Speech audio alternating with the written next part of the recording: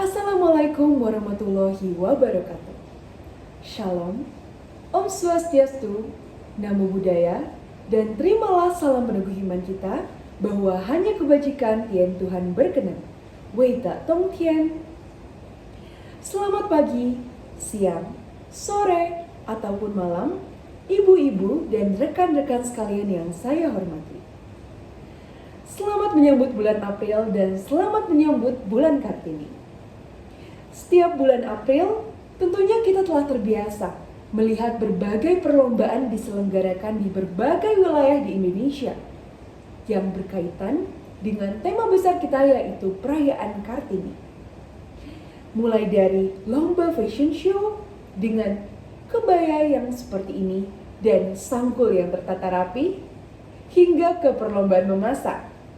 Namun hal tersebut, rekan-rekan sekalian, memunculkan suatu pertanyaan dalam benak saya.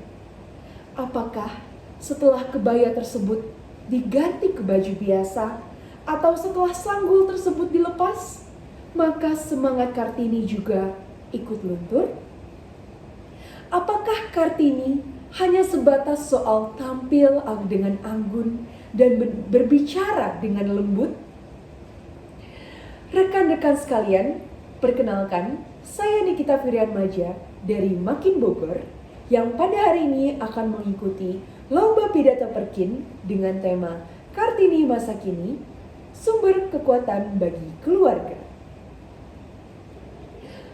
Rekan-rekan sekalian, bagi saya, Kartini Masa Kini bukan lagi soal simbol visual semata.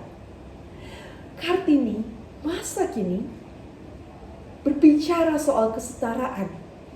Sebuah kondisi di mana kita memiliki hak yang penuh untuk bersuara dan beraktivitas sesuai dengan keinginan kita tanpa adanya tembok, perbedaan jenis kelamin atau gender border yang kembali membatasi ruang gerak kita. Dan saat ini seringkali kita dengar suatu candaan bahwa emak-emak adalah kasta tertinggi katanya.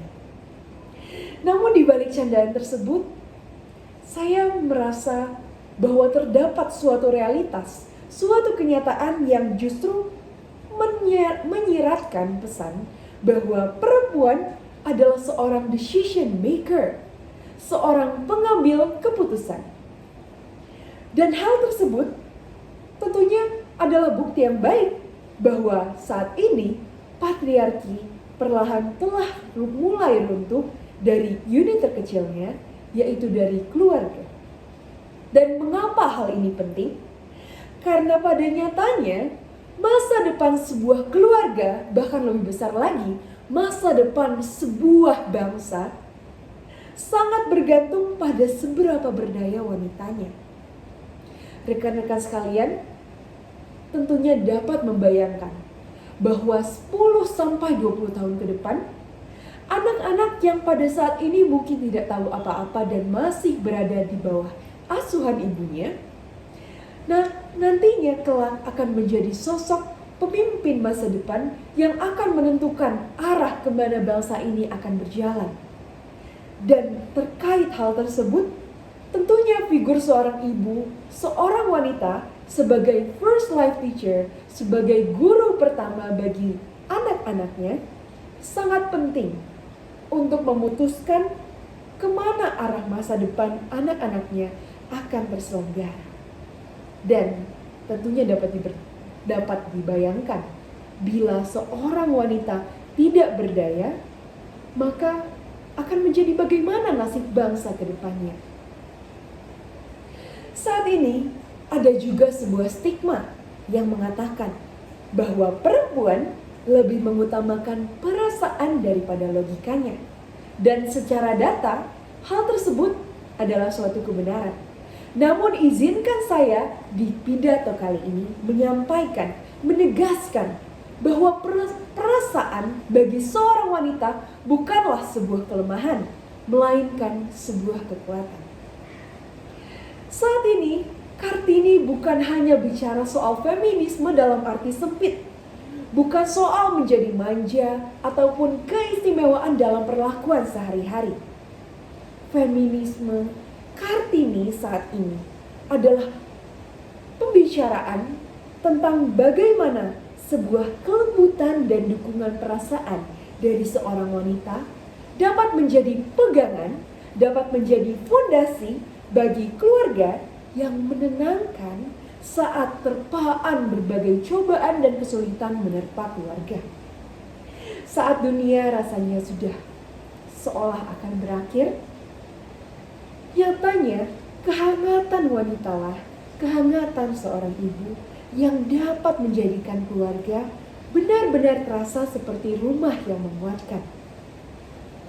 Maka dalam pidato ini sekali lagi saya sampaikan bahwa menjadi Kartini masa kini bukan berarti menjadi sebuah hal yang hanya terkait soal keanggunan semata. Kartini masa kini berarti menjadi sumber kekuatan. Bukan karena kita sempurna, namun karena kita berdaya.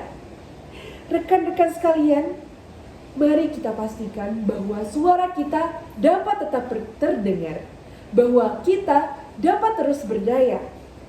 Tidak hanya pada perlombaan seperti ini saja, namun tetap terdengar dimulai dari ruang lingkup terkecil kita, dimulai dari keluarga. Mari kita pastikan bahwa suara kita tetap terdengar di ruang tamu rumah kita, di meja makan rumah kita, karena saat seorang wanita berdaya, ia tidak hanya menyelamatkan dirinya sendiri. Ia sedang membangun sebuah peradaban yang berguna bagi keluarganya dan bagi bangsa kita. Sekian pidato dari saya. Terimalah kembali salam meneguh iman kita. Hanya kebajikan yang Tuhan berkenan. Wei tak tong kian.